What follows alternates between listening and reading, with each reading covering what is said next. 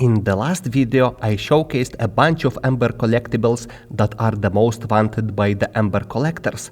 We were talking about rare and desirable inclusions in amber, like scorpions, feathers, action scenes, praying mantises, and many more cool and crazy rare and pricey specimens. Today is gonna be similar but different. I will show you the rarest imaginable amber inclusions, the cream of the crop, the holy grails of amber collecting, Burmite Amber edition. But there is one small issue. The amber inclusions we will talk about are extraordinarily rare, like the single specimen exists in the world, or some of them will be a little bit more common, so around 10 inclusions in the whole world. So the issue is the media, like pictures or videos of such specimens. Most of them are in private collections, so it's very hard to get your hands on such inclusions, but I still have something nice to show. Let's start from the lizards, and not parts of lizards like leg or a tail, but complete ones. Lizards are extremely rare, only a handful of fully complete specimens exist in the world. These lizards are from the Cretaceous period, around 100 million years old, and how come such a strong creature got trapped in resin and did not escape it? Well, the easiest explanation would be that the lizard was already dead when sticky resin was dripping on it. And a perfect example is this lizard skeleton. And lizard body did not decompose in amber. Amber is a special material that mummifies the specimen by extracting all the water from its body. Not all lizards are equal in rarity. While all of them are holy grails, there is a big difference in preservation. This first one that Enrico owns is very cool, mostly complete specimen, but it's transparent. This second piece is a lot better, looks like a tiny crocodile. And while sniffing for the holy grail pictures, I was lucky enough to get my hands on this baby. It's authentic piece of Burmite Amber with absolutely 100% complete lizard specimen of insane preservation. The absolute unit, best one I have ever seen preservation-wise. Too bad we don't know the size of this baby.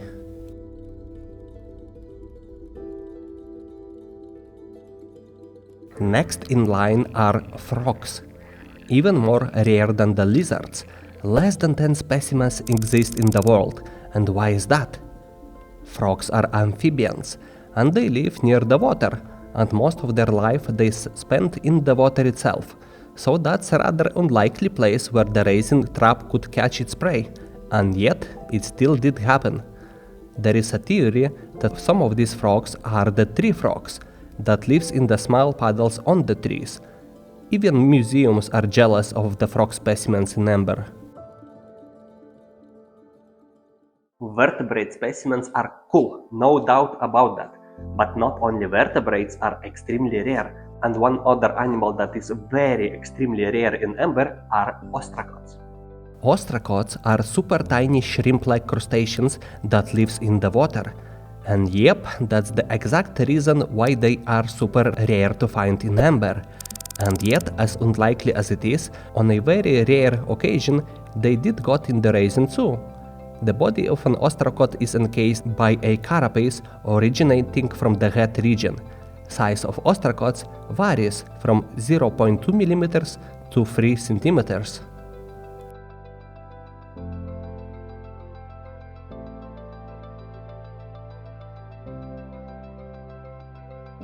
Amber specimens don't have to be big to be considered holy grails.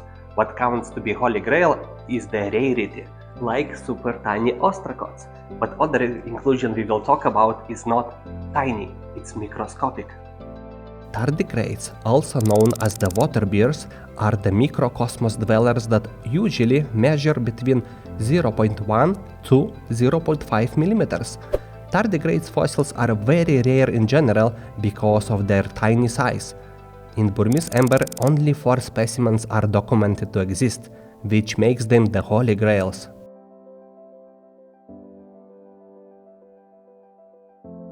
Next specimen that we will talk about is twice as common as the water bears, twice as common, is still very rare. It's like under 10 inclusions in the world, and I'm talking about the velvet worms. The name comes from their velvet texture and worm-like appearance. They are predators that hunt invertebrates. Only 2 fossil species are described, and one of them is from the Cretaceous period, the one we are looking at. Velvet worms are generally considered close relatives of the arthropods and the tardigrades, with which they form the proposed taxon Ponarthropoda. Less than 10 specimens of velvet worms are documented to exist. I know that I showed you the crustacean already, the ostracods, but on this list of Burmite Amber holy grails there are even more crustaceans involved, and they are as rare as ostracods, if not even more rare than ostracods. Tanaidacea are another crustacean that are a lot bigger than the ostracods.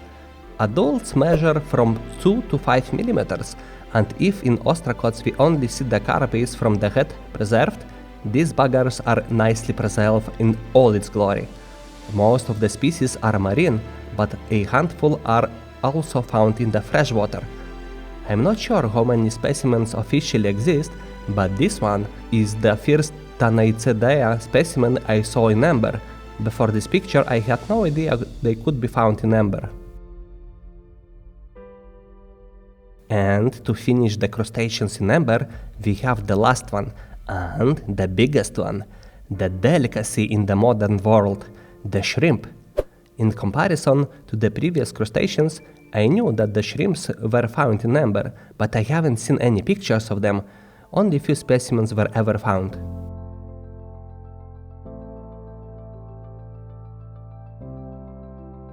I bet most of you saw the movie called Alien that featured the creepy facehuggers which parasitized the humans. So yeah, there is a good news. In modern times facehuggers do not exist, but in the past they did.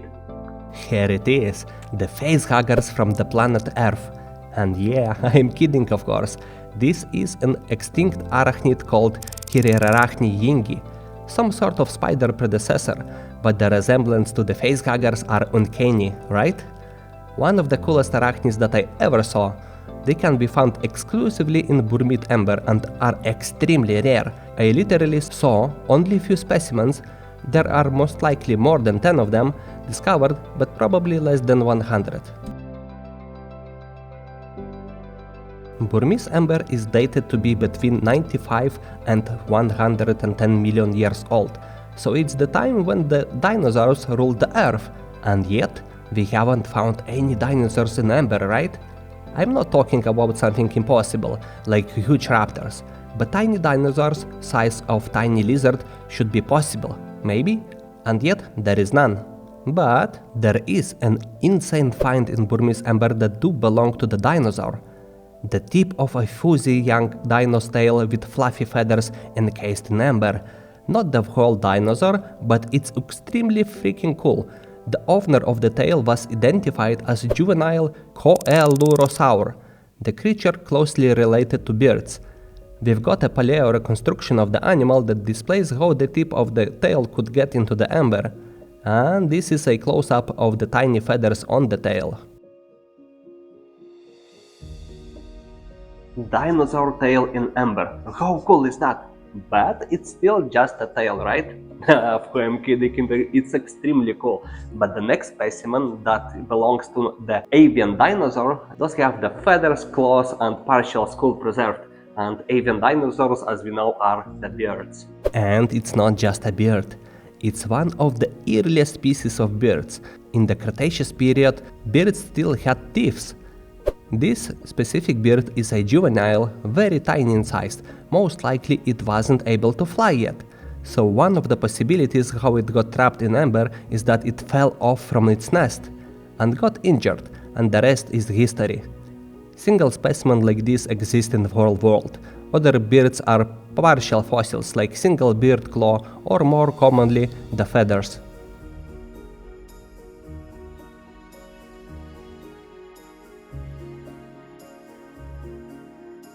And the last vertebrate from the Holy Grails list is the snake.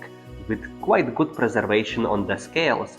And personally I saw only 2 snakes in Burmite Amber like ever discovered. Luckily, this single specimen had massive coverage in the media. We have the videos of the stone containing the snake, CT scans, and every possible scientific data ever. It's a very cool specimen that belongs in the museum. I wonder what kind of specimen we will uncover in the future, and every single new find adds up to our understanding of the whole ecosystem from 100 million years ago. Fascinating.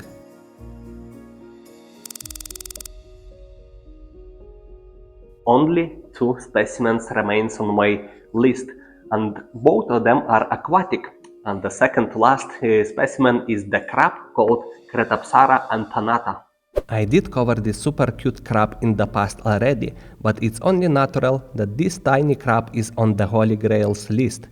There are around 5 crabs that were discovered in Amber, at least officially, and this one is a freshwater crab, likely lived in the creeks or on the trees, as sometimes there are small bodies of water forming in the cavities in the trees.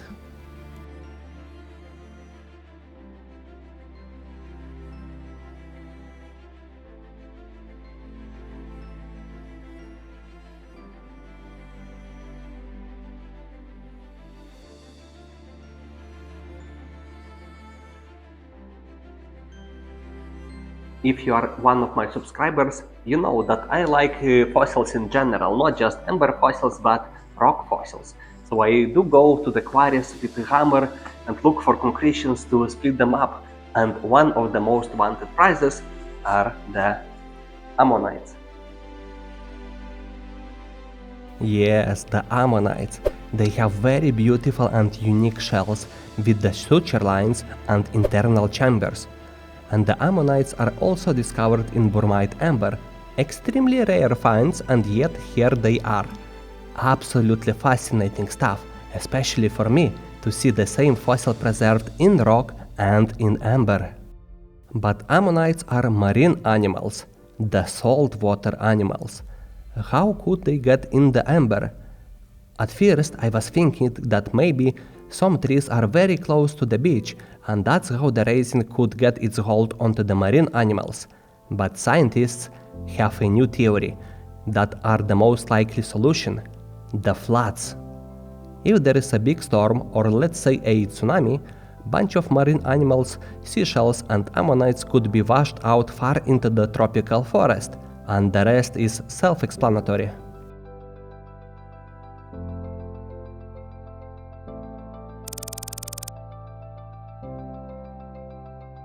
The Holy Grails list is over, but beautiful pictures in highly detailed macro shots is not, and Enrico-Bonino is the author of most of the pictures used for today's video, and he is also an activist in our little amber niche. He does exhibitions of his amber macro photography, like an art galleries events, because pictures he does is literally art. If you saw my setup for macro photos, you might be interested how professional setup looks like. Yep, Enrico's setup looks like a rocket science station. And currently Enrico is finishing production of his book, called The Amber Art 2. This book will contain the best amber inclusions macro shots imaginable, done by Bonino himself and other known macro photographers like my friend Arthur. I'm planning on getting this book myself, and it's gonna be a limited in how many copies will be printed, and if any of you are interested of getting this book as well and have some amber art to look like at home, information how you can obtain it will be in the video description. And yep, that's it for the video. I hope you did enjoy it. Smash that like button if you did, and subscribe to the channel for more future amber content. And thanks for watching. See you next time. Bye.